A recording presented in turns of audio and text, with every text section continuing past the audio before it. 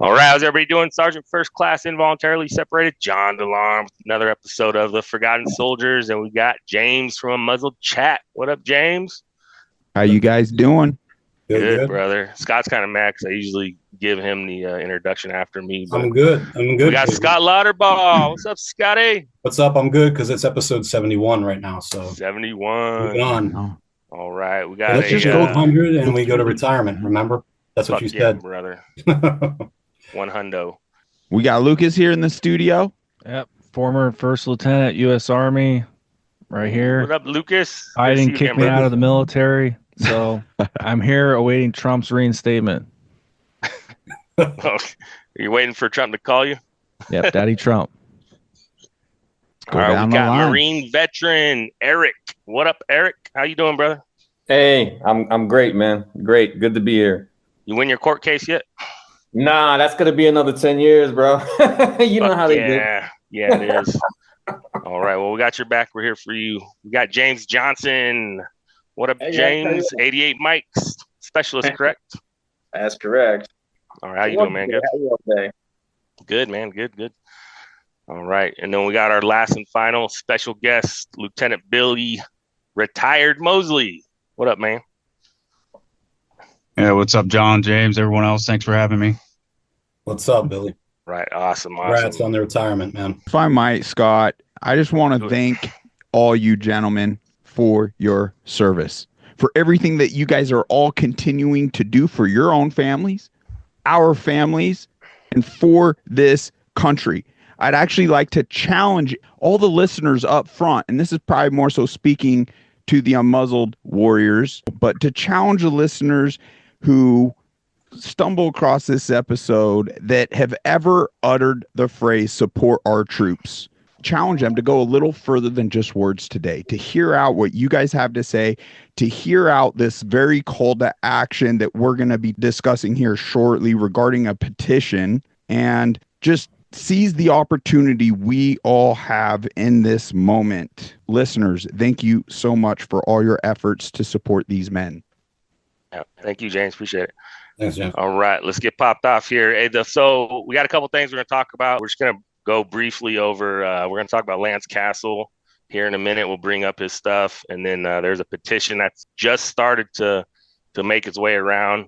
So we're going to talk about that petition, and then we got a couple clips. Well, I guess one clip with Trump in there talking about bringing the service members back, and that's really what today's about. Is we're going to have a panel about those specific words and kind of our feelings and what we think about it. And because, yeah, almost everyone in here was a service member. Most of us were in during COVID-19.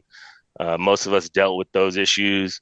We have a couple of vets that dealt with vaccine issues through the VA. That's Eric. And then, we have our unmuzzled chat warrior, kind of hear all our stories already. And he understands what's going on, and he's fighting all this shit and more. So, we got a lot of knowledge on the subject anyway. So, but let's go ahead and get into it, James. Let's bring up Lance Castle. Okay. Out the gate, folks, if you haven't subscribed to the Forgotten Soldiers, these are very selfless men. Just truth bombs after truth bombs, really exposing the tyranny, the threats we are all facing. Check them out on Rumble, the Forgotten Soldiers. They are fighting every day on our behalf. Right here, the gifts and go to Lance Castle. It is unbelievable that he is still, yet again, in solitary confinement. This is crucial that people come in here and check out the sheer tyranny that this man is facing to this day. It is crucial that we support him. Consider $5, $10, whatever you can to put towards his goal here on this gift send go. This was very viral footage that we're going to play. It's insane. This boils my blood every time I see it. Let's go ahead and play this. Get on the floor! Get on the floor! Get on the floor! Let's go! Let's go! Unbelievable. Get on the floor! Get on the floor! Get on the floor! Stop resisting! Where's the handcuff? I need a handcuff right now. Get his arm. I got it. Here, get the handcuff. Keep the leg. I need a handcuff. I got. Okay, we're going to be putting this in links to all of this in the description below. Be sure to check them out. It is just and real quick, gut-wrenching. that was like Scott was saying earlier, that was an illegal cell extraction. They should have never done that cell extraction. I'm going for his left arm. Yeah. The individuals that were participating in that cell extraction were never even trained to do a cell extraction. And he actually sustained a few injuries and had to have a couple surgeries because of that cell extraction. All due to denying a criminal illegal vaccine order. It's cool to hear the colonel here actually talk about this incident. Let's go ahead and play this, and I can't wait to hear some of your thoughts. This is just insane. And this is not to discredit the very impacts all of you guys are experiencing to this day. Receiving the boot, all that pressure, all your lives have been changed. Well, let's go ahead and play this. And those messages from the senior airman to Sam confirm what was happening there. And they actually explains that he had a blanket over his head because of the extremely bright lights, and he had a really severe migraine headache that was caused by those bright lights. And what happened was he was saying he wasn't going to take the blanket off of his head, so they chose to go ahead and do a forced extraction out of that room and that cell, really, in the jail at Cannon Air Force Base in New Mexico. But this comes as part of a long process where this man has been declared a insider threat by his squadron commander for refusing to take the COVID-19 vaccine. That's what's really not only tragic about this, but despicable, because as we know, that vaccine mandate order has been determined by 6 different courts to have been illegal, the way it was implemented, and the illegality of the actions of these commanders for denying religious exemptions and other exemption requests to this vaccine have also been shown to have been unlawful in their actions. And this man was actually court-martialed on 6 or 7 charges and found totally not guilty on each one of those charges. He's been reduced in rank from staff sergeant to senior airman, declared an insider threat, was ordered, his squadron mates were ordered not to speak to him because his squadron commander was saying he'd been radicalized by some anti-government group due to his decision to refuse the COVID vaccine mandate. And that is just absolutely astounding in the United States Armed Forces today, that even those men that just did that extraction would follow those orders in order to do that on a man that's been found not guilty. And believe me, I held court-martial authority as a commander in the United States Air Force, and if I go to court-martial with somebody, I'm going to have the evidence to convict him. For somebody to go to court-martial on 6 or 7 charges and be found not guilty, there's something wrong with those charges, and that squadron commander needs to be held accountable for misusing and abusing the criminal justice system in the United States Armed Forces. And everybody involved in that, from that process you just saw all the way up the chain of command, needs to be investigated to find out why this young American, simply because he did what we train our troops to do, refuse unlawful orders, was treated in this manner. It's despicable. Wow. It certainly doesn't do anything to inspire confidence in the leadership at the Pentagon. Thank you so much, Colonel Rob Manus, for joining us. It's good to see you. Incredible. Yeah, it's truly unbelievable. That sums it up pretty much. But I mean, the story is there's a lot more detail in there. There's more horrific things that happened. They fabricated all these charges. Obviously, he won. And then to sum it up, he was told he couldn't no longer record at work. So he was taking his cell phone. He was recording interactions with leadership that anytime he had an interaction, he recorded it, because he found out the leadership was fabricating charges through his court-martial. So he realized, if I don't record this, I'm going to go to jail for something I didn't do. So he actually got an order not to record at work anymore. So now he felt his life was threatened, because if he didn't record, he could possibly, actually end up in jail this time. So he decided, I'm not going to work no more. I'm not playing this game. If I can't record, I'm not going in. And so he made that decision. And then what happened was, he was basically AWOL, or not AWOL. What is it, Scott? I don't remember the word. He was claiming to be AWOL, but he wasn't. Like, he just didn't want to go in because it was an area that he didn't want to get back into. It's not AWOL. It's after AWOL. Once you've been gone for so long and you decide you're not going back. I forget the word. But anyways, so they went out and they arrested him, and he's now waiting on another court-martial. So he's actually in pretrial confinement up in South Carolina. His base is Clovis, New Mexico, but he's in South Carolina, and he's awaiting another court-martial. His second court-martial will be, I believe it's on the 25th of March, 2025. We have more information coming out on that as we get it. I kind of want to say that I'm going through some of the older videos that me and Scott did with Lance when we kind of captured his entire story. And I'm trying to compress those down into a shorter amount of time, because it was 8 hours of podcast. And so I'm trying to capture the story, make it a little shorter, and make it a little easier for people to understand what was going on. And then hopefully we'll be able to go out to Lance's court-martial in March and actually watch it ourselves and give updates on that as well. But we'll have the Give Send Go link on the description box so anybody can send him some money and help him out, help him and his family out to win this court martial. So if anybody else has anything they want to add to that. He's already in solitary confinement. You know what I mean? He hasn't even been convicted of a crime, and he was just brutalized live on camera. He's probably lucky to be alive. With all that said, that type of tyrannical reign is definitely something that we as veterans, as service members and American citizens should definitely be concerned about as well. And because you're saying all that too, and we're on the subject of vaccines, I asked him personally if the vaccine wasn't being forced on him as a service member, would you be going through all this? And he said no, 100% no, because he was already at like 17 years of service. Wow. Right. So he, like, by now, I think he's probably at 20 years by now, pretty close anyways. And so he should be retired. So if the vaccines were not forced and he wasn't made to try and take an emergency use authorized vaccine because the fucking government lied to him, he would never went through any of that shit. He would never be right now in pretrial confinement awaiting a second court martial, all because of the fucking vaccine that was forced upon him. That was fucking illegal the entire time.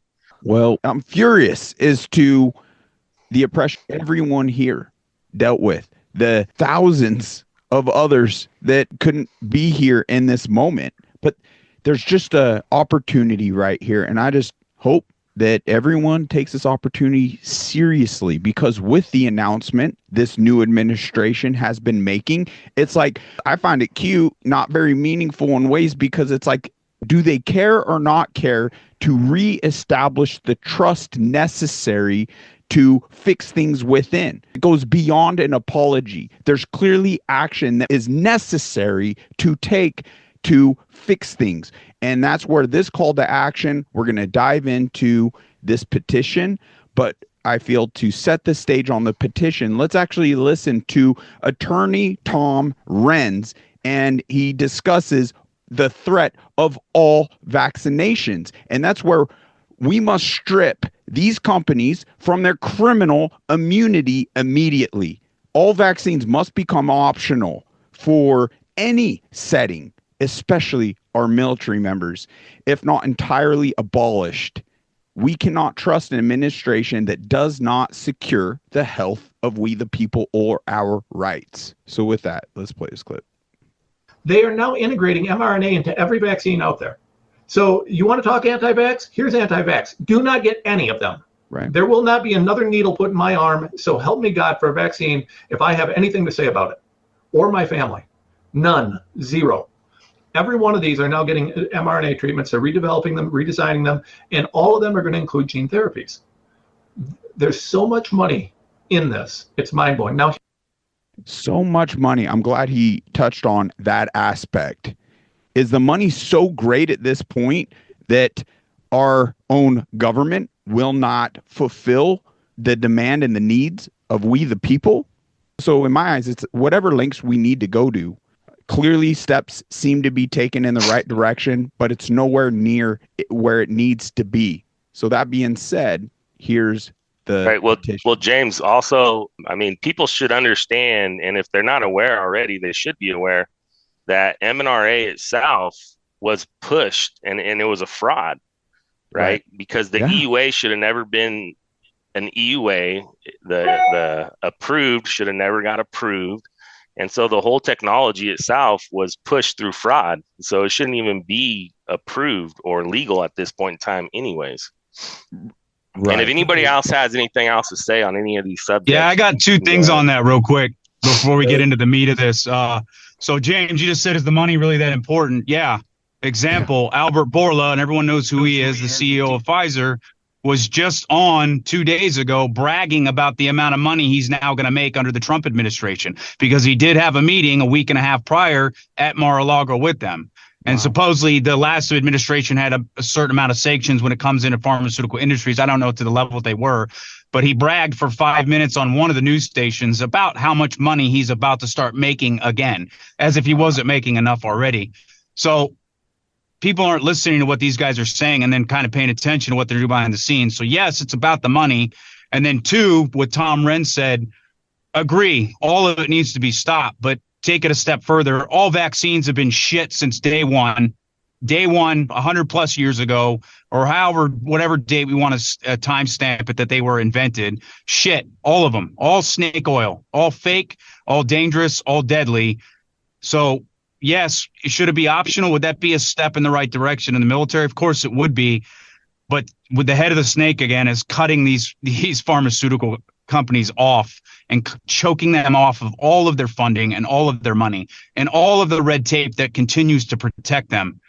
That's how far we need it. That's the verbiage we need to be using.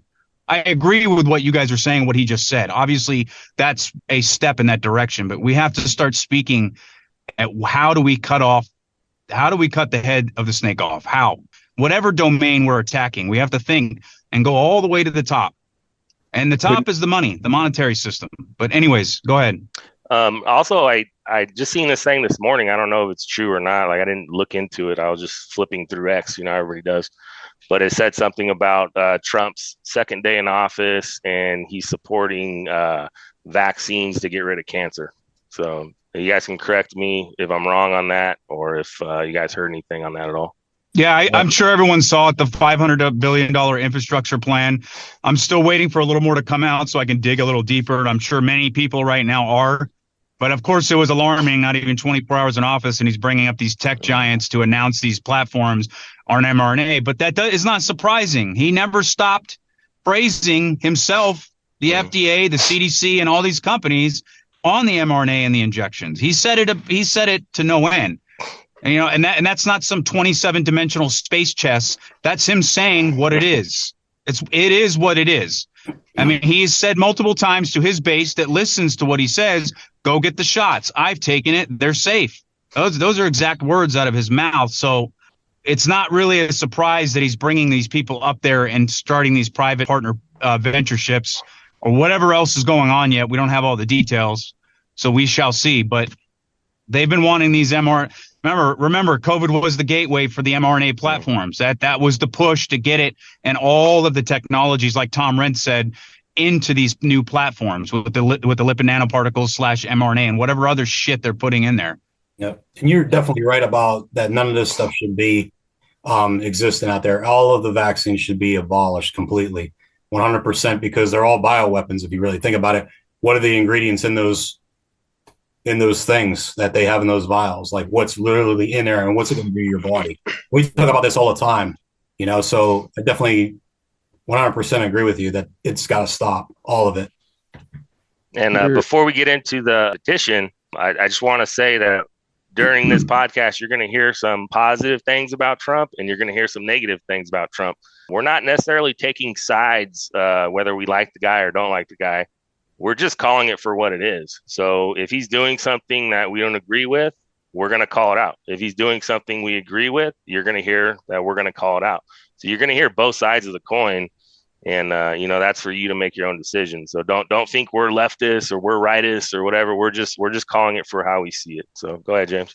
John, you guys all got a heart. You want to secure a future for us all, right? It's important that we learn to healthily criticize our government to ensure and secure that future. Here's a cartoon article that was established in 1892 depicting vaccinations as a poisonous snake. The writing's been on the wall. They've just controlled too much of the information, manipulated us, programmed us, and so much. So ultimately, it's important that we understand more than ever to secure our future. The responsibility really relies on all of the American people, or in any country. We need to take our roles, our responsibilities more seriously. And the way I see it these days, evil in this world has been more organized than good, God-fearing, or just generally good people in this world. So we must gain more organization and more momentum to address the very threats, the profiteering of these evil individuals. I mean, there's so much to touch on. There's no other industry that received immunity from our own government. So that goes to show all the hidden funds that are behind the scenes here to even establish. I mean, that's coming from the very industry itself. They've been convicted of the largest criminal activity that it was in the billions that they paid out. Billion. So it's the number one largest criminal. Yeah, it was 2.3 billion with Pfizer, with 2.1 billion of it being actual criminal charge fines. And that's the industry that gains immunity. Like, come on. You can't forget about all the deaths and all the injuries as well. So it's blood money, basically. 100%. Yep. And that's where I'm very excited about this petition. So more so than sitting here, let's say, crying about the world affairs, this is real service members taking real action to secure this aspect. And the request, most simply put, is respectfully requesting the immediate removal of all vaccines requirements. So if we go back and think about the clip that Attorney Tom Renz just created against all the mRNA and how it's making its way into all vaccinations. Yep. And James, but just make sure that this specific petition is for active duty reservists and their dependents, basically facilities. It's a good point. Just to be clear on that. And I encourage everyone, it's not just the military that can take action on this, it's all citizens to this country. If we can get rid of this fucking vaccine shit, this would never happen again, and especially, to individuals like Lance Castle. 100%. So it's really simple. You just can pop in here, you can scroll down. That's awesome. Already got 29 signatures. You can fill out. I was waiting for 69 to open up, but it never did. So we're not there yet. So hopefully 29 after the 29 is good. Yeah, and that's another thing to think about real quick. All the times that this has happened, just go back the last maybe 60 to 80 years on the dozens and dozens of experimental projects that's happened at the DOD, and they use the military, not only the public, let's just stick with the military. No one has ever been held responsible. Not a single one of them. Sometimes one person may be the scapegoat and they get a slap on the wrist and they have to resign, but they're still collecting all their pensions. And there's many, many, many more. Yeah. But yes. Yeah. They just got bigger and bigger over time because they got more brazen, because they never were held accountable to the point what we just experienced and are still experiencing right now. It's not only Lance Castle. I was put in contact 4 days ago with a lady, a friend of a friend from the church over here. She's in UCLA waiting a heart transplant. And they just covered her story before she went in the hospital, and they are holding and forcing her to get the COVID shot, or they will not keep her on the fucking list. And she's supposed to stay in there and get it. And I've been talking with her and called a lot of heavy hitters in this country to help her out. But she then texted me 2 days ago and said, thank you for everything, but basically I don't know what to do anymore. I'm caving and I'm going to take the Novavax shot. I was fucking pissed for that entire day. And so that's my point is the war is still raging on. Yep. It's still raging, the war. And then I talked to Doc Vliet. She said that's still happening in every state for the most part. Yep. It's still there. All of it is still there. People are still being coerced. Millions of people are still injecting every new booster that comes out constantly. People are still taking their children down. And not one of these cowardly fucking politicians will come out and say anything like we're saying. Nothing. Yep. They will not say, shut it the fuck down. Yeah, they've known about this shit since it fucking started. Like there's been enough whistleblowers and people talking out and enough, witnesses to fucking see people dying or fucking getting sick from the vaccine or people writing their congressmen. Of service members. They fucking Tens of thousands of us have handed on a silver platter to every Congress and Senate in every state and district you can imagine. We've done it. Wow. We did it for years. We did their job for them. We were up their asses for years. Teresa Long, thousands and thousands of pages of documentation and evidence. Ted Mason, nothing. Derek Wynn. Yep. Every one of them. There's thousands. It's just the point is they're not going to do it. They're not going to attack that system because that system fills their pockets. It's not going to happen. That's not me blackpilling. Mm-hmm. That's the reality of the situation. But so we're going to have this petition in the description box, and please read it because it goes through and it'll tell you that there's things on there where I don't know if you guys can speak on this or not. I can't really speak on it, but I know throughout the petition it says service members and their families. So I guess in certain situations, if you're going overseas with your family or in whatever scenario, that your family members have to get vaccinated in order to do certain things with their service members. So I don't know if you guys know anything about that or not, but anybody? Well, the fact of the matter is that from the get-go, they were forcing everybody to get these vaccines. Yeah. You know what I mean? And then it destroyed the family. Divorce, children were suffering because their parents were separated. It destroyed the entire family, all over job, money, and coercion. You know what I mean? So, yeah, I mean, they're still doing it. Just like Billy's been saying, it's happening everywhere. And we've been yelling from the friggin' top of the mountaintops. Yep. You know what I mean about it? So, and it's the fucking MNRA that has been like really opened up everybody's eyes and like seeing people get sick, seeing people die, like just really seeing it. And then the problem is now they're putting it in fucking everything. Right. Go ahead, Eric. First, I wanted to thank James from Unmuzzled to say, hey, thanks for putting my story out there, even though, it really didn't get too many views or traction. But I mean, from my experience, and I was in no way an expert on mRNA or COVID-19. I was an essential worker. I was doing my job. I was doing battles in the streets of New York and on a daily basis. During my research of Operation Warp Speed and what I suffered from, which happened to be the AZD 122 study that was being administered at the Veterans Affairs Administration called Harbor Healthcare. From my experience, it's basically something that's called the PrEP Act and the initial new drug application. So they have to go through a basic steps in order to be approved. It's actually, I guess, approved by the FDA within the United States to be distributed, which it was not. And the VA actually knew that this drug called AstraZeneca, this COVID-19 drug, was actually causing blood clots in Europe at the time and had been stopped on several occasions and still administered this study.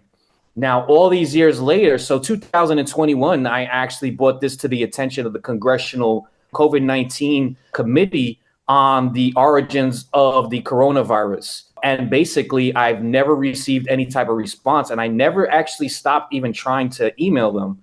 But with all that said, the AstraZeneca study was administered to over 30,000 of the armed forces and people who were actually veterans that were receiving healthcare from the VA at certain facilities that remain unnamed, right? And within my experience, I've discovered that if they're actually performing certain racketeering, cover-up behavior, like they deleted my records, they deleted my MRI, they deleted my CAT scan, they deleted my sonograms of my injuries because I have a huge blood clot in my calf.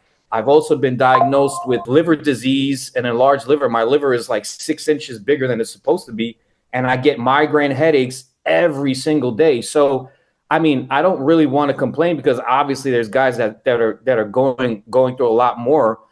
But in my experience, the censorship that I've experienced, the gaslighting, just them being my official adversaries, and I'm talking about deploying assets in different people, stingray technology, certain algorithms and coding. And if they're doing this to, one person, they have to be performing the same behavior against every veteran that actually received this vaccine illegally within our country, which is the most disturbing part of this whole process, is that we are veterans. We all have some sort of service and connection with this country. It's just a travesty. And it's basically because they are receiving hundreds of thousands of dollars per person that actually participated in the study. And that's the most disturbing part about it. Saying all that too is like now people can understand the corruption that they went through just to cover up one individual's shit. Mm-hmm. And this is the vaccine companies that we're talking about. These are the vaccines that petition is trying to get rid of throughout the military. So I say, at a minimum, open up the petition. Once you see it on the description box, give it a good read. And if you agree with this, sign it. The greatest hurdle I'm seeing just from this whole experiment of Unmuzzled Chat since its conception has been the censorship, has been those algorithms, has been the tyrannical, oppressive overreach in the digital space. Now, even in personal lives, because TikTokers will get to a certain degree of traction where the Gestapo FBI comes knocking their door to threaten that individual, get them to cower into a place of submission. So there's all these tactics.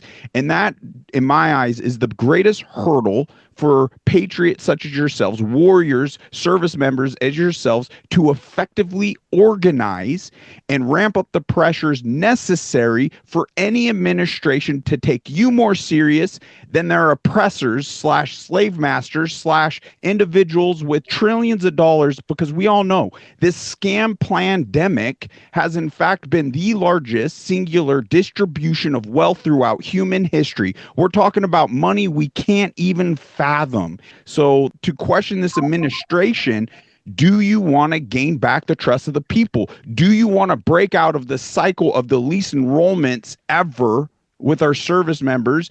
You actually want to fix things? Well, that means there's proper accountability. We are past words at this point. You know, I mean, I could pull up the screen here.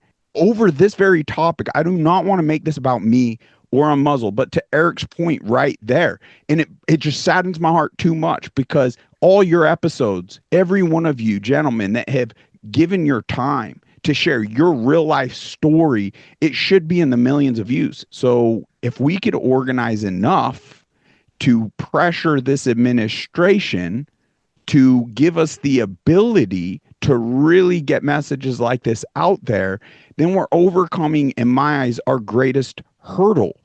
And I don't know what better opportunity than right now with this administration, with President Trump. Now, during that man's presidential inauguration speech, I put a clip of him and this reinstatement with back pay. And what does TikTok do? Not just spits in the man's face that got them reinstated to a whole freaking country. They spit in the military's face and our citizens' face by censoring. Before you press play, so this is going to be like the key topic right here. So the words that come out of Trump's mouth is kind of what we're here to debate, other than all the other stuff. But does anybody else have anything to say real quick on Lance or the petition before we go into this? But Lance himself, how are they going to address all this? I mean, he's going to suffer a lifelong injury. That's severe amount of trauma. So I mean, James, that's a big question that's not going to be answered from anybody on here. But I am compiling some videos together so you can watch his entire story. It'll be a lot shorter than the ones I have. I'll have some updates for that. Actually, if you go to episode 55 on the Forgotten Soldiers, it's like 30 minutes long, but it'll walk you through the entire court martial that he went through already. And it'll show you all the charges, and it'll show you how his chain of command lied on all the charges. That's why he was found not guilty. You know, President Trump, if you're going to fucking bring back the military, right, the first thing you need to do is fucking free Lance Castle. Yes. That's the first thing you need to fucking do, right? And that's kind of me answering your question and kind of giving a demand, I guess. Yeah, he pardoned, what was it, the Proud Boys or something, because their lives were ruined for setting in prison. But this guy here literally... Well, it's him, and there's hundreds of thousands of other lives that were ruined too. Yeah. You know what I mean? In this whole charade of bullshit that we went through. But if, to answer your quick question on that, 48 through 52 is the whole story, but there's a little in-depth that John does for about 2 minutes and 20 seconds that previews those. They're trying to do reinstatements. They're trying to move the ball, it seems, but they're also including an apology. They're sorry. Well, sorry at this point, let's not have it be empty words. And that's where I view these steps as kind of we covered yesterday on a prelim to today's episode, is like step one in actually apologizing is freeing Lance Castle. Step two, all vaccinations are now made optional / and or abolished. Step three, everyone who was forced this criminal order should be investigated immediately, and everyone who was given proof and in the know that this was all under the EUA and an experimental jab, at a minimum fired, and all pensions should get paid out to those who stood against this tyranny, period. There's a lot more we could even write up. It's a no-brainer. It must be done. Yep. And then it goes back to what John had said the other day too about the people that are get court-martialed that went retired and everything, bring their rear ends back in, and then court-martial them and then take their benefits away and pay the people who are injured because of this. Yes. So I like that idea, John. Thank you. Go ahead, Eric. Hey, Mr. Castle, this is a really serious situation. There's no limitation for what he can do while he's in prison, while he's in pretrial confinement, because when you're in pretrial confinement, you're allowed to actually visit the law library and practice law. And you're also allowed to be placed in contact with whoever's your appointed lawyer. What they should be doing for him is file an injunction against the actual staff so that nothing further actually happens to him, because that's a serious situation. They can actually kill him and just have to produce the body. And I've seen it firsthand. And what I'm trying to say is that you know what? Since you said that too, he also mentioned the fact that all the documents and paperwork and memorandums and Article 138, everything he's wrote in his chain of command, his leaders, all the evidence he has, he's actually distributed that evidence to multiple people. And he said, because if they kill me, I know people have this evidence and they know what to do with it. Wow. He's actually made that statement. So I looked at an X post today for Feds for Freedom. We're talking about Lance Castle, and they're trying to get him on in insubordination. So basically, they've got him all the words he said to his chain of command, and something that stood out to me was he called the colonel that's prosecuting him the epitome of failed leadership. And so they're trying to get him on insubordination. Basically, his case is monumental because just like the movie Code Red, that's basically what's going on with Lance Castle. I mean, they could potentially, put him away for good. And then it would all come up to a court-martial or a trial, and they would try to cover up the evidence. But, yeah, definitely his chain of command is corrupt. And that's a problem in the military. When I was getting out because of the COVID shot, even those that did take the shot were still telling me, hey, I don't like the chain of command. I don't like the military because the leadership. I mean, even though they did take a COVID vaccine, they didn't mind it. It's the leadership that's the problem. And that's what Trump has been saying, is he's trying to at least get rid of some of these generals, but it's so pervasive in the military. And then people ask, why should I care about the COVID vaccine if I didn't take it, or if I'm not in the military? I mean, it's pretty obvious, because it's the military that defends the country. If the military fails, boom. If the military's taken out, we have no country. Wow. We can be invaded or we can be conquered from within. So that's how crucial the military is, and the health and readiness. Wow. And it's masking with the COVID vaccine safe, or these vaccinations are safe, but it's making people ill. It's hurting our military, and it's destroying the country. Yep. Well said, Lucas. 100%, brother. Yeah, Lucas, good point about the criminal officers, obviously. But here's my take again, is even if he does purge out a few of these generals and admirals, the biggest problem was the middle management. Middle management, which you know what it means. I'm talking the 05s and the 06s, the ones that said, I'm just following orders, or actually were on the front lines coercing all of their command or service members at their command. They're the biggest fucking problem, in my opinion. Obviously, the orders come from the top, but they had full right, especially in the Navy when they're out to sea on these ships, and the power that they gain out on a seagoing vessel that no other commanding officer in any other branch gets to experience. And they chose to do the exact fucking opposite. They chose to hold their sailors out at sea and say, I'm not pulling back in until I get a 90% acceptance rate. I'll let you take off the mask if I get 85%. And they were saying, we have sailors that have that shit recorded on the 1MC. And that happened everywhere. And they are the biggest problems. And like you said, it's a culture. It's not just purging a few generals may change a few things, and they may fall in line with what this administration is. And there may be some good things that come of it. But purging a few generals and admirals and kicking out the fucking trannies and stopping the fucking DEI shit is not changing that culture. That culture is still there. Yeah. And I'll get into that here in a minute again, but just to your point, yes. Yeah, that's why I actually believe that if you were kicked out of the military for not taking the shot, you should be able to go back in. And there's a lot of people that don't want to do that. But I truly believe that there has to be good amongst evil. And that's what I believe in, because all throughout the years, all the good guys have been getting out. And what you're left with is a sack of shit. So you literally need good people in there to stand up, at least, at the very least, because right to the point. I agree with that, but I think if they did a 1-for-1 swap, we'd be good. So one of us go in, one of them get pulled out. One of us go in, one of them, like, I would do something like that. Can't forget about the senior enlisted either. They should have taken a stand, protect their fellow man or woman, whether it be airman, Marine, whatever. You know what I mean? In each branch, they should have took a stand against it. Should have. All E9 is just fucking rolled over and let the COs and officers shit all over them. Mm-hmm. Play that video, James. That's where I feel we're in the middle of that subject already. Yeah, with that other step, anyone who forced this criminal order should be properly investigated immediately. And if they got served anything like Billy presented, everyone within his sphere and all you guys, then that is enough evidence to potentially even pursue them criminally on an illegal order, because you cannot enforce an EAU product. It had to have at least achieve an FDA approval, which we all know it needed a waiver. Needed a waiver from the president.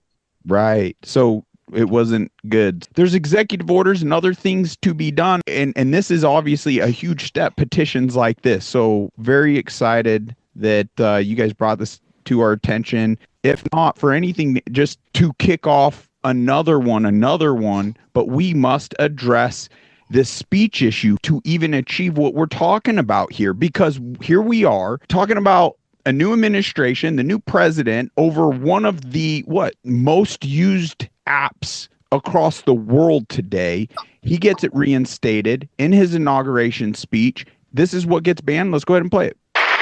This week, I will reinstate any service members who were unjustly expelled from our military for objecting to the COVID vaccine mandate with full back pay. Now, I know that played a little fast. I apologize. Right here, it's just like President Trump. Why are you allowing these social media apps to infringe on the American people's speech? This clip got me censored. It's not about me. Think about all the other yous out there that are trying to even share this information on this app or Tyrannical, YouTube, Facebook, Instagram. They've all shown their colors. Kind of like, what's wrong with us? Why are we supporting these more so than jumping on the free speech app? We're not a free people without speech. So all the efforts are already going in. I see it from all you gentlemen basically every day. But we're more so spinning our tires. That's why I view this as like the number one hurdle so we can get organized. But this 100%, boom, TikTok, why are you censoring something you already approve? Boom. They banned my whole account. So I appealed it. It was determined that your account has violated our community guidelines and cannot be restored. So President freaking Trump, they banned one of your supporters, one of your users on the app. You got reinstated over the action you're going to take. What's going on here? Why are you allowing foreign adversaries or anyone to infringe on our freedom of speech? So either this administration is on we the people side, or they're just satisfying just enough to push back a revolution and keep us more so compliant little sheep, or they're actually going to fulfill what we need to maintain our freedoms, our liberties, our sovereignty, and our freaking health. Hey, James. Yeah. I'm going to reel you back in, man. Apologize. I think we beat the shit out of that horse. Censorship's a big issue, but I really want to talk about the words that Trump said as far as this week he wants to reinstate service members, full back pay. What are your guys' opinion on that specific subject right there? Fuck no. So I watched, I don't know, it was like Fox Reel. So I waited, I don't know, 3-4 hours after it had done played, fast forward through all the dog and pony shit, you know, after being shit on for so long, and then the lack of accountability, and then at the end, the gaslighting, like, well, it was a lawful order at the time, and had you not filed that religious accommodation, or had you not done what you did, then I wouldn't have had to do what I did. And because what you did was wrong, I had to punish you. But now, bygones are bygones, and we'll let that go. So why don't you just re-up? That type of manipulation. For anybody that doesn't know, James, you were on the show, The Forgotten Soldiers, and I don't remember what episode. It's like 70?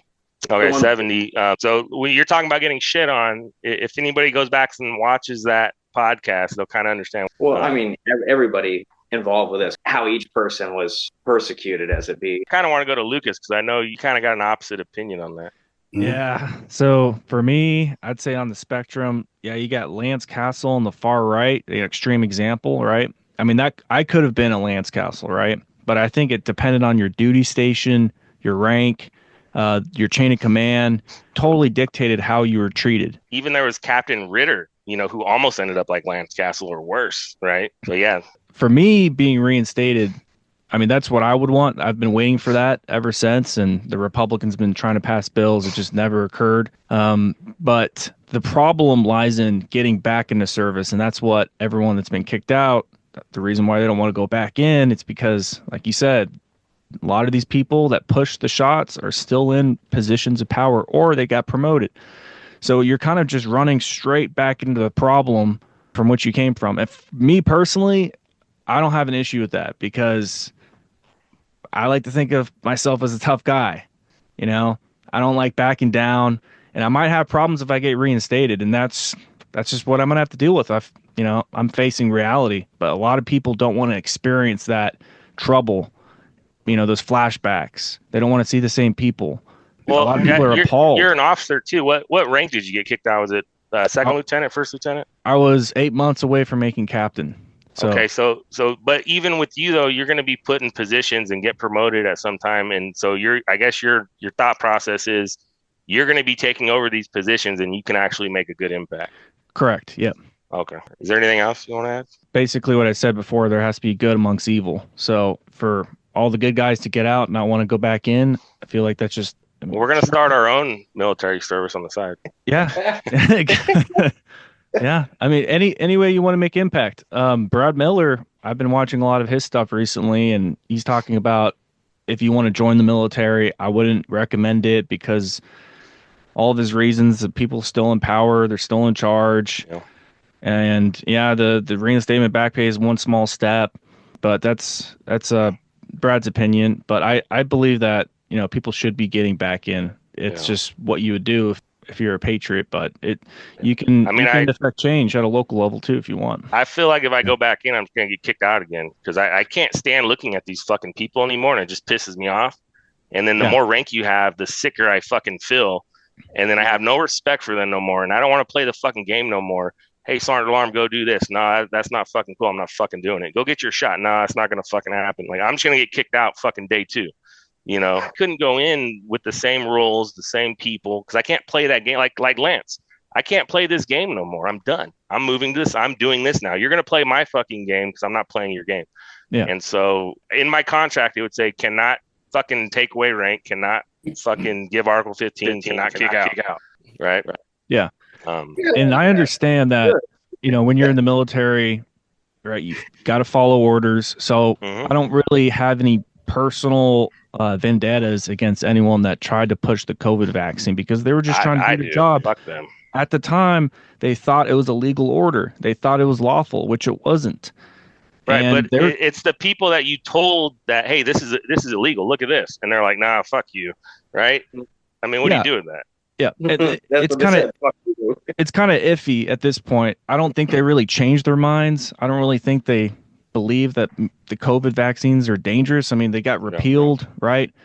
So, I mean, that's a whole nother conversation. It'd be interesting to see if they actually open their eyes because so much evidence has come out since then. Yeah. But maybe I'm too optimistic. Well, I kind of see what you're saying though, because if like most people, they don't wake up in the morning and go to work and want to fuck somebody over, right? They just want to go in, do the right thing, and serve their country. We're talking about the military, right? They don't wake up and be like, I'm going to fuck everybody today, right? They don't do that. So I get what you're saying. They fell for it.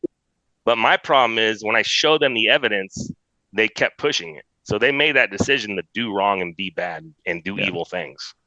Yeah. And hopefully they change their ways. But keep in mind, you have half of the military at least didn't take the shot until it was mandatory. So at least half of the military would take your side, would actually think you're a patriot, would actually support your decision getting back in the military. And obviously you have the other half, which took it optionally and push it on others, or probably those with high rank. That's just something you're gonna have to deal with. Wow. All right. Well, let's move over to Eric. Eric, you're a veteran. You were in the military a long time ago, the Marines. But now you're a veteran. Yeah, you probably have something to say, but if for you to go into the military and serve for your country right now, with all the things and seen, like what would that take for you? Obviously, hey, listen, I love the Corps, man. Walking across that parade deck, 1st Battalion parade deck was one of the proudest moments, if not the proudest moment of my life. Honestly, like with how the Marines, the Army, the Navy, and the Air Force are totally different animals. Everybody has their good points. Everybody has their bad points. Everybody knows in the Army, it's like SF, Rangers, everybody knows in the Navy, it's Spec Ops and the SEALs.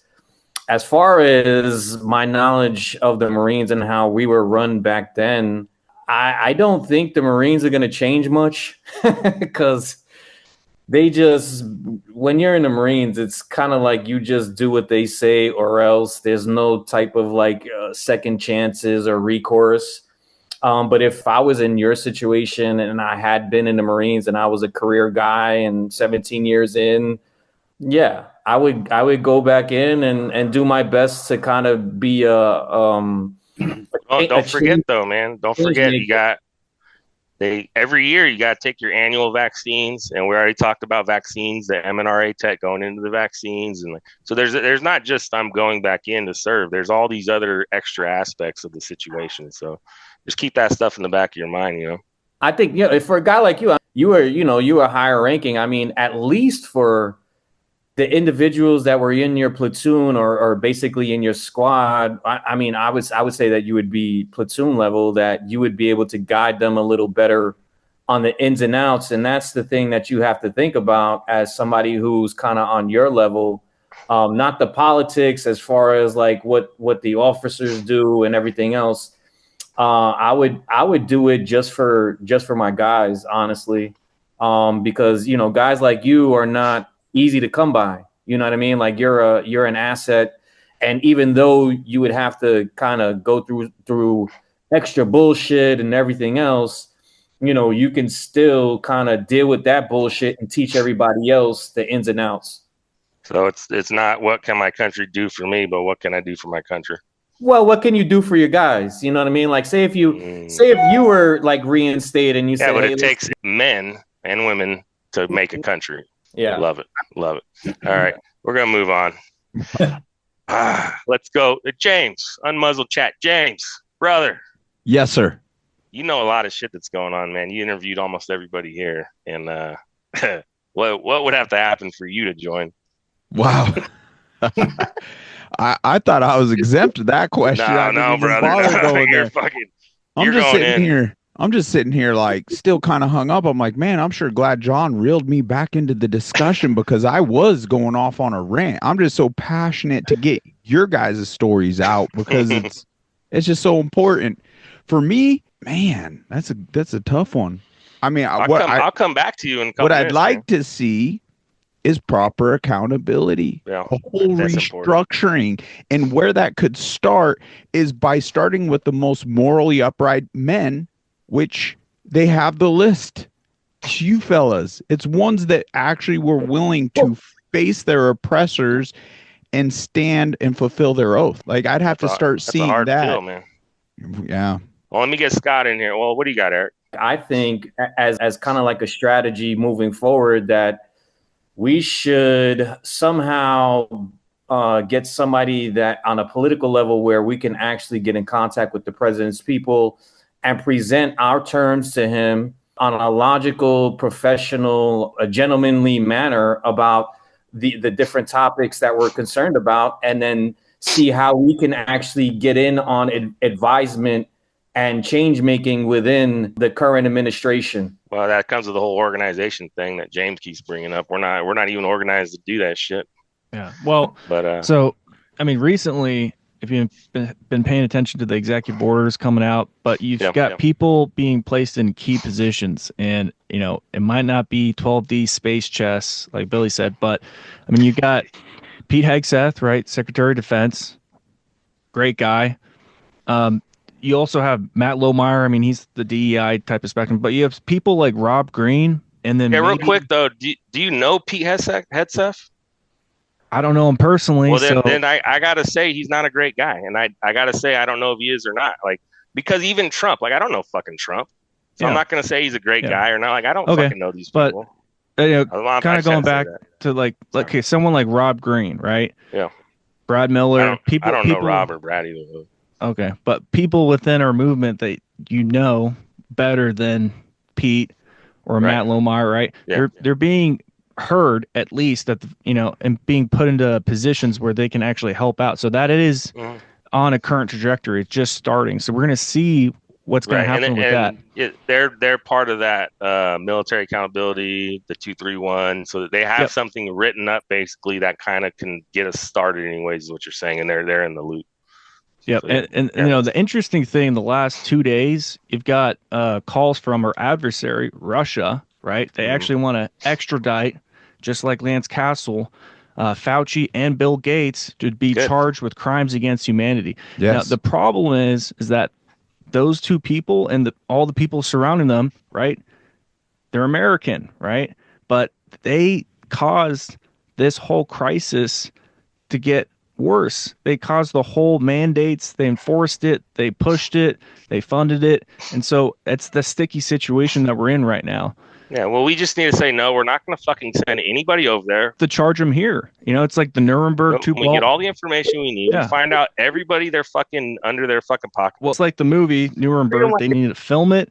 They get all the evidence. They get all the testimonies. They got to get them breaking down in court, crying, saying, I'm sorry, and I took Peter Daszak's money. And we can get some fake actors to do that. We can. Now, John, I know you can speak out with such conviction and such passion because you've actually done your due diligence and you've seen the mountain of evidence, and no executive orders can trump essentially crimes against humanity, right? It's horrific. Yeah. And you're not even if you try and get everybody, you're probably not going to get everybody, but you should try. Scott, what do you think, bro? Sends mine over to Billy. Let him go. He's higher ranking than me. What do you got, Billy? It's about time. I got a lot. I was trying to save you for last, man, because... Yeah, you're good. I want to hone in on a couple things they said real quick. So the reorganization that James was talking about, and let's go back to those 05s and 06s. Remember those 05s and 06s, their age and how long they've been in. They were in during anthrax. They all remember it. They all complied, that are still active, obviously, today, or they would have been kicked out then or injured or dead. So the problem and what needs to happen, if we were to fix this and move forward this aspect, a task force would have to be put together that's going to go out and actually teach people about all of these laws, the federal laws, whether it's human rights, bioethics, and anything associated with these medical products, and what went wrong and how we can prevent it from happening again. That's what kind of structuring needs to happen. Step one is the education phase, just like anything else. Two, I want to hone in on what Luke said real quick. Lucas, it's our patriotic duty. I agree to that to some extent, but there's another pillar that I want to add to that.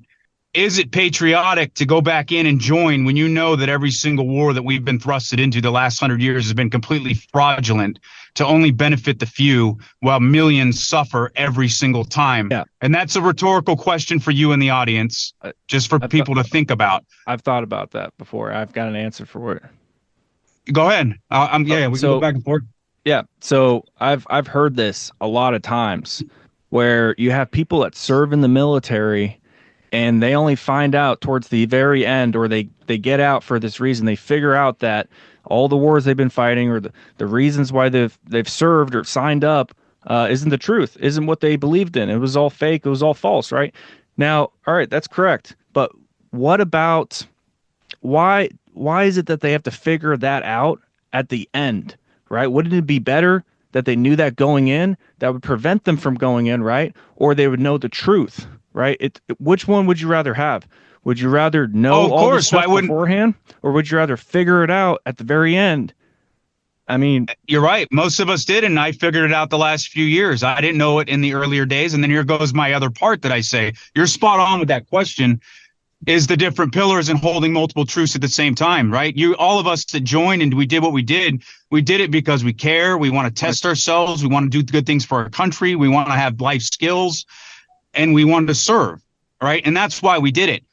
Obviously saying that these wars are fraudulent and they're bullshit and people should be held accountable on a whole other level than even the COVID level. That's not taking away from where your heart was. It's not taking away from the experiences we gained from going to different countries and cultures and all the schools that we could never experience anywhere else on this planet. So to your question, that makes it even more confusing now when adding it to when I say, because if I knew that when I was 19 years old and someone taught me all this and I knew it to the level that I know now, I would have never joined and I would have never had all the blessings that I had. But, right, this is going back to holding multiple truths at the same time. Where do we stand? So that's why I say when we're going to go back in, we already said, what are you going back to? What has changed? What are you going to change? And then when they say, let's say next year, they say, we're going to go to a major war again with Iran. Are you going to march off to that war knowing what you know now and what you've been awakened to? I hope not. And I hope you stand your ground like you did with the COVID one. And I'm saying this to anybody listening, not just you, Lucas. I'm just throwing out hypotheticals. So do you go down and start slaughtering people again, knowing what you know? I don't know. That's to each individual's preference. Well, would you rather know all this stuff while you're there, or would you rather believe the lie and pull the trigger? I mean, well, if you know the truth now, I'm glad I'm awakened to it now. Yeah, it's late now. It's harder to pull the trigger if you know the truth. If you don't know the truth, it's easier to pull the trigger, right? And that's that's the problem I've dealt with the last couple of years, is getting fellow service members to understand. They take it as offense when I talk it. And it's not that I'm anti-military. I believe in a just, constitutionally moral military that is a strong fighting force. Any nation throughout any human history has had that. We should have that 100%. And it's good for men and women. And especially I would love for my sons to go in, but I had to retract that. I'm not going to let them join in what it is now.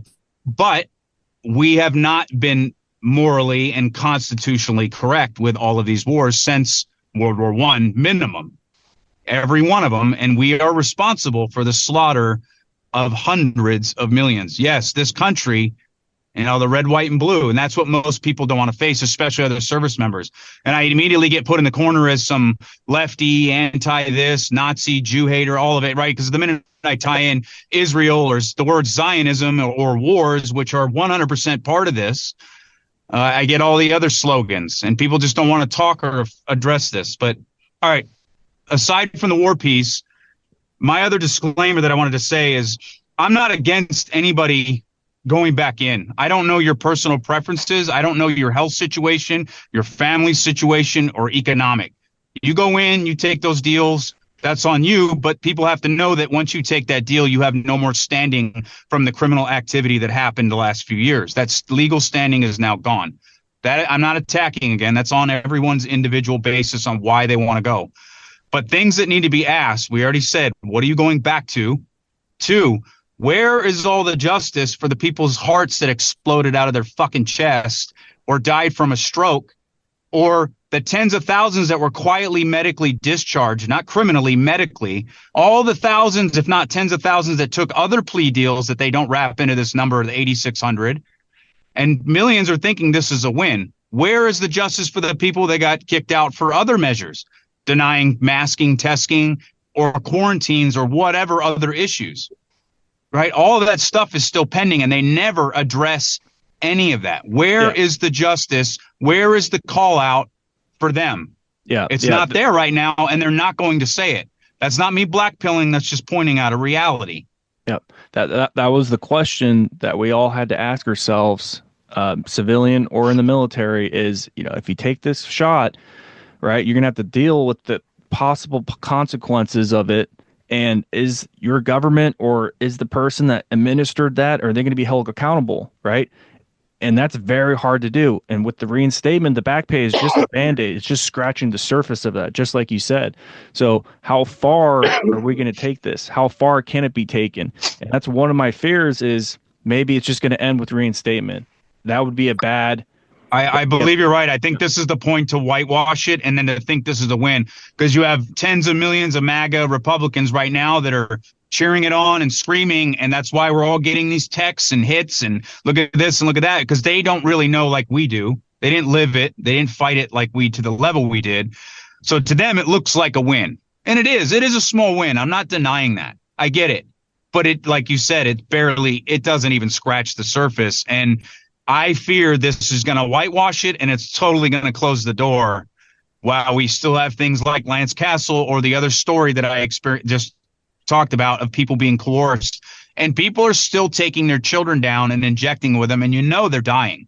If not, they're being severely crippled. And we're allowing this as a nation, as a collective. Mm-hmm. And then we want to say America's back, let's fucking go, and we're free and all this stuff. No, I can't. I'm not buying into it. We're not even close to free, and nothing has been restored. If we don't shut down these criminal war machines, which is also tied to the COVID agenda, which most people don't understand, the military-industrial complex and the DOD led the charge with the COVID. That's why it was called Operation Warp Speed. And all their cronies made trillions of dollars, and it looks like they do in every single war right now that we're just thrusted into. And the millions of people that we slaughter either through bioweapons or bombs.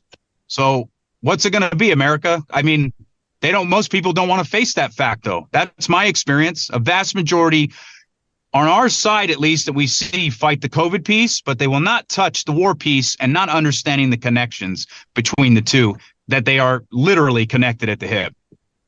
Wow. This is such a powerful discussion to be had right now. And in fact, Billy, I believe your step one of educating the masses in a huge sense right now through all your real life experience is the beginning to that. I hope conversations like this rise to the top to really bring people into the fold so we can effectively create all these solutions. Yep. Sorry, it sounded like I cut someone off there.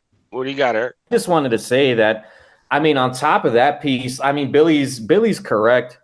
As service member, we're not really directed to actually take a social stand on anything. We're basically the tip of the spear in projecting our power all over the world so that we can actually have a country, either which way you put it.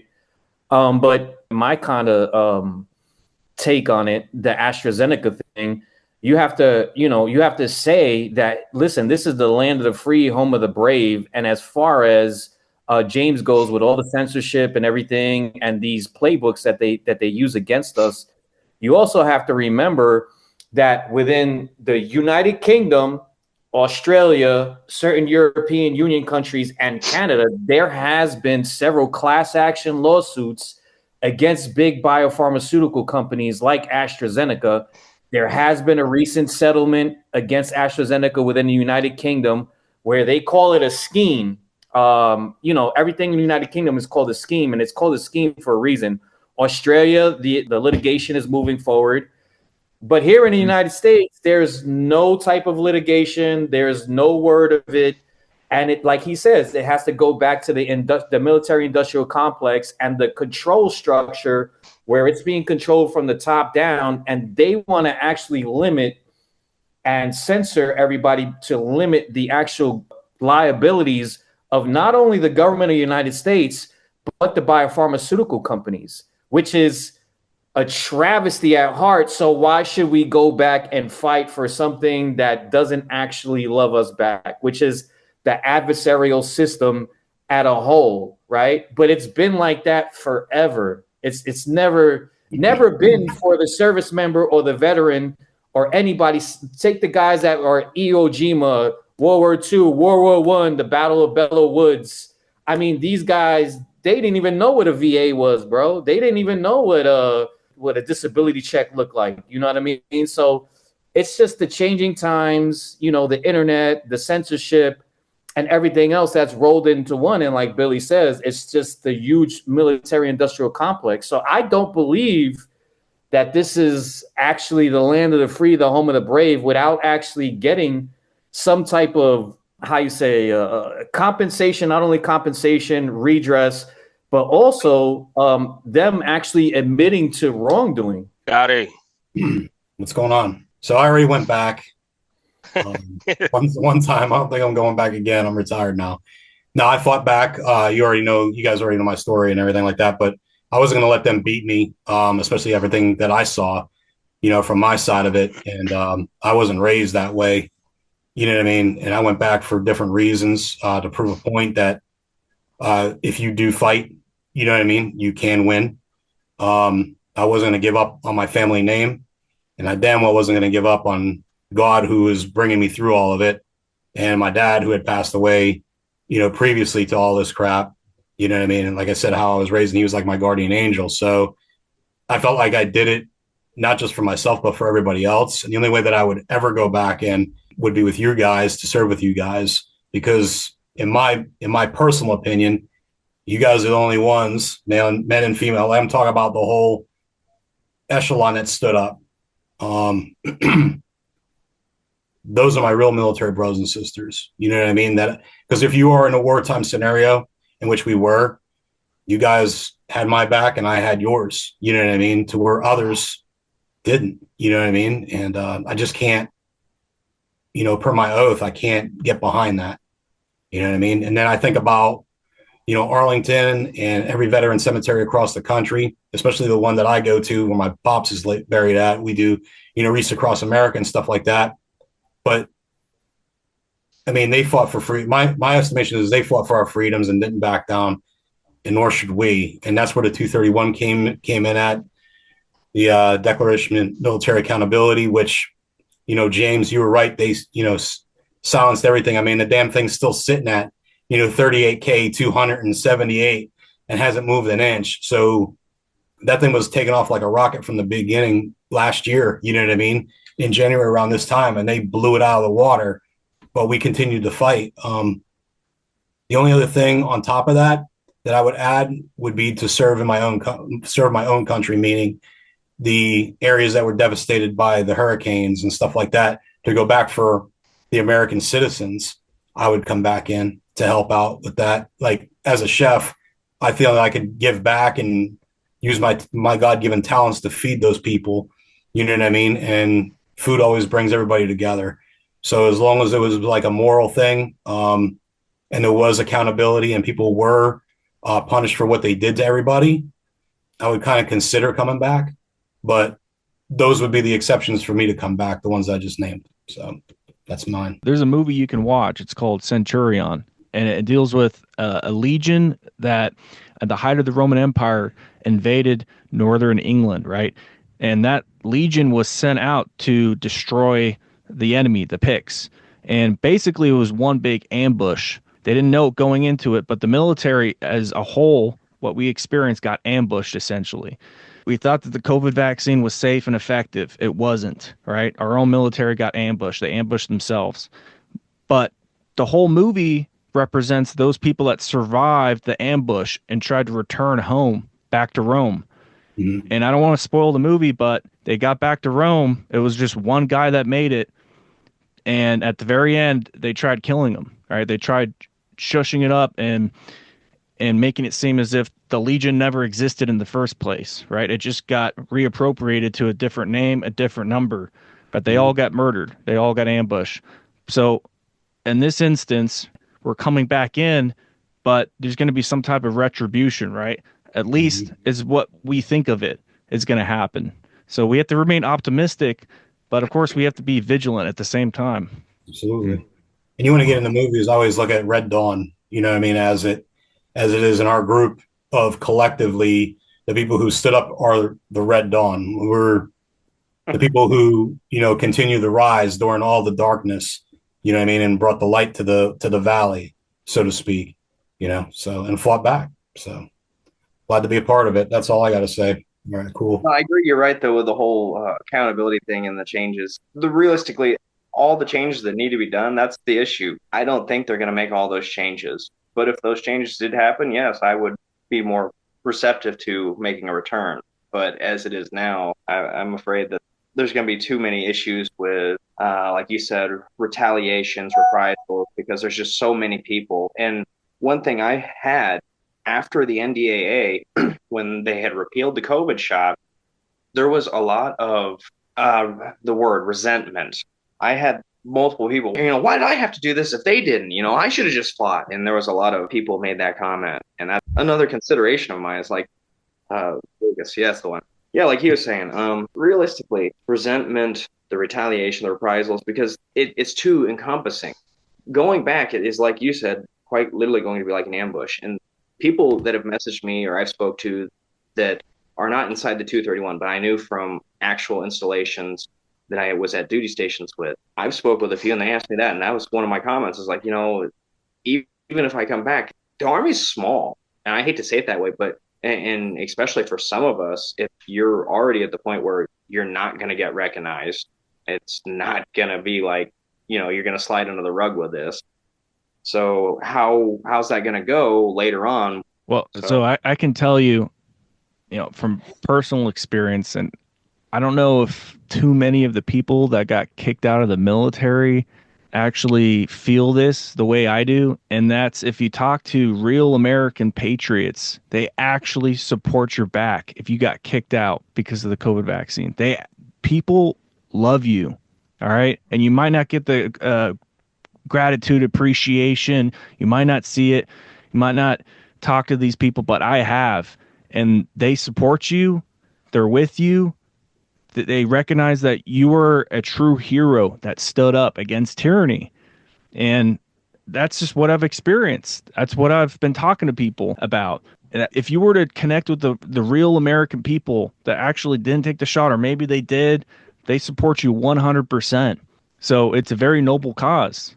I've noticed that to an extent. The people that do know, as I've met more people progressively and have mentioned my involvements and had discussions, it's either hit or miss. It's either very well supported, or you run into somebody who is, I don't know, probably has about 15 needle holes in their arm. But as a whole, yeah, I've had a few people that have been highly supportive of me. So I do concur with that. What do you think, John? We'll give this petition one last plug. Yeah, let's do that. Yeah. I would strongly urge Donald Trump to use his power as commander-in-chief to make all vaccinations in all forms optional for service members. Folks, this is so crucial. Let's add everyone's name to this list, send it to family, friends, loved ones. Let's grow this to thousands and hundreds of thousands, whatever it takes. This is a great call to action. Pull up Lance's real quick, and then okay, I'll forget about that. Let's get him some more cash in his pocket so he can pay these damn lawyers off so he can get free. Click and the link if we're gonna below. make some change, like the president said, he's going to bring service members back. Well, let's start by freeing Lance Castle and get him out of there, and then we'll fucking talk. Share some more love. I appreciate all your time exponentially, and that you're willing to show up here.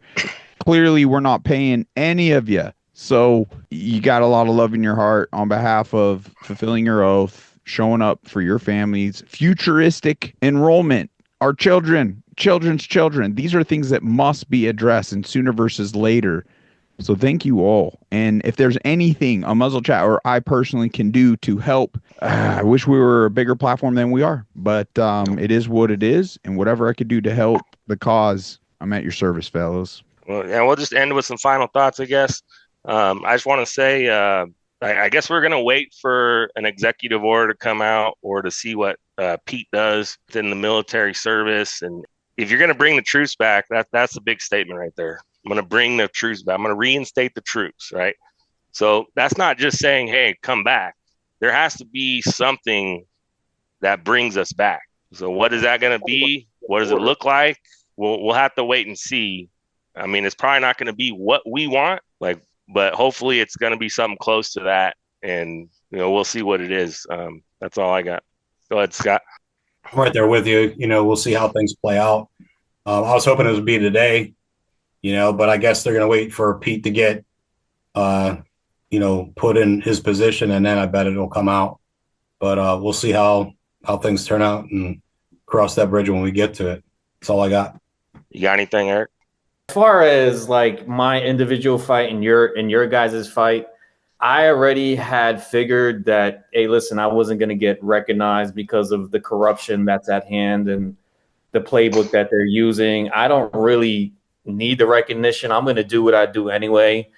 And as far as on the legal battle, when I actually do perform legal research on this topic, as far as COVID-19, there's probably over 65,000 active civil federal lawsuits, and that's not including state tort lawsuits that might number in the hundreds of thousands against the various biopharmaceutical manufacturers, the government, hospitals, the administrators of the shot, or whatever it is. And that's a lot of cases and a lot of law work and a lot of time and a lot of individual suffering that has to be taken into account on a whole that's actually been caused by what's known as the pandemic, as everybody knows it was.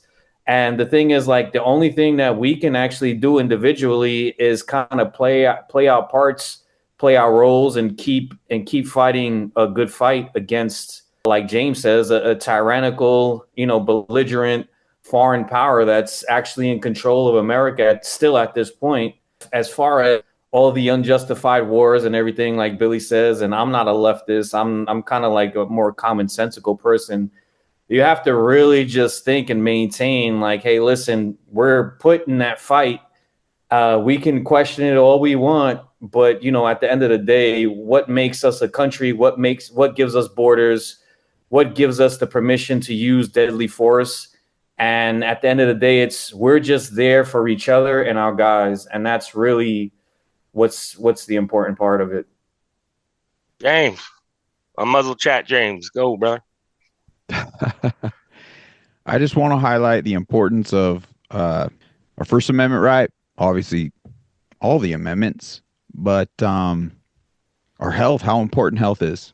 There is a strategic reason evil mandated that is censoring what happens with our skies, what happens with our water, the centralization of our food. We have been attacked, targeted in this country for generations now.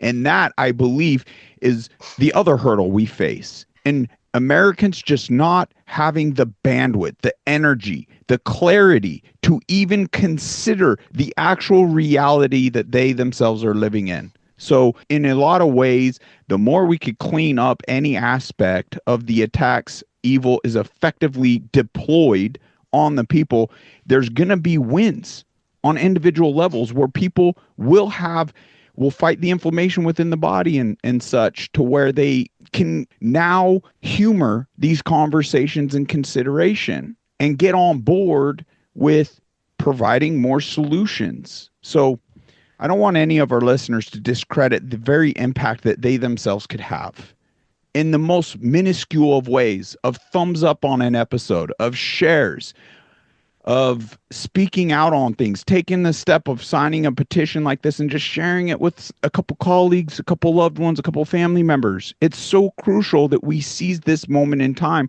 Otherwise, I don't know what else to tell people. You're going to get what you get.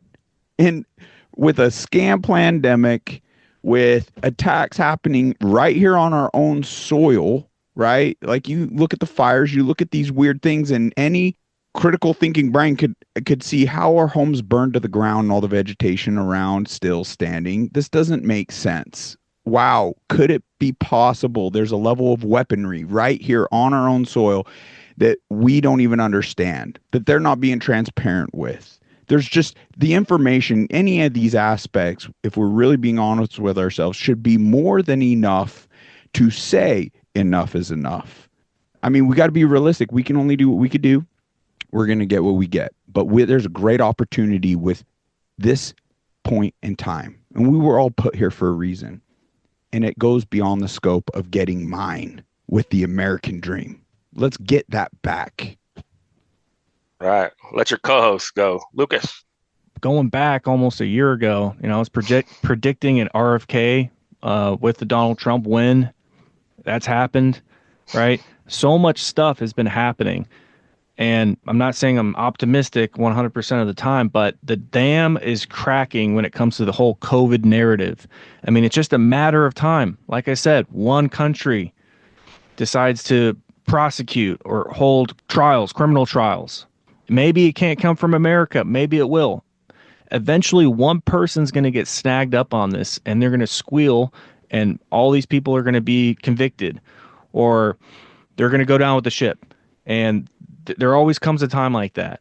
I don't know when that's going to happen, but it's arriving very soon. And so we're going to see people that they're going to fall, and there's going to be people that are going to try to escape, flee to different countries, try to cover their tracks.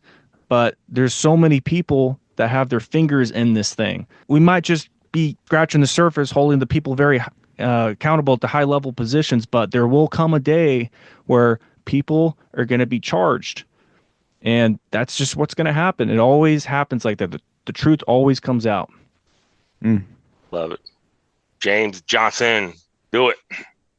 Well, I really don't give a shit what anything about this Pete Hegseth fella says, because John DeLarme's the one that needs to be in the position. That's the solution. No. We just chew you in right there. That would fix all the problems. I concur. That's it. Just put me in. That's all you got, bro. That's it. The promotion. I'd rather have Billy in that slot. Go ahead, Billy. Yeah, I just ask everyone to look past of what's being presented to us on whatever platform from whatever political party, whether you agree or align with them or not. This is all a show. Everything's been scripted long before we came around and were awake to this. And that's exactly what this is. It's a giant world stage, and they're put in front of us for another entertainment and more bread and circus. So people need to look past. It doesn't matter if it's Trump, Biden, or anybody else on the world stage. They are being puppeted. They are owned. They're being played. So I ask you to look past things and continue to question everything. Other than that, thanks for having me on. All right. Thank you, Billy. And that's true. This is a fucking show. We're just watching the show. That's it. And fuck, man, I wish it wasn't that way, but it is. But we'll just keep doing what we're doing. All God right, bless appreciate America. What did Billy take his office? Hey, I'll see you guys next time. Appreciate you, John. Appreciate you, Scott. Thanks for throwing this together. Yeah. Yeah, thank you All for you your guys. support, man. Thanks for everybody being here. I appreciate you guys. Same here.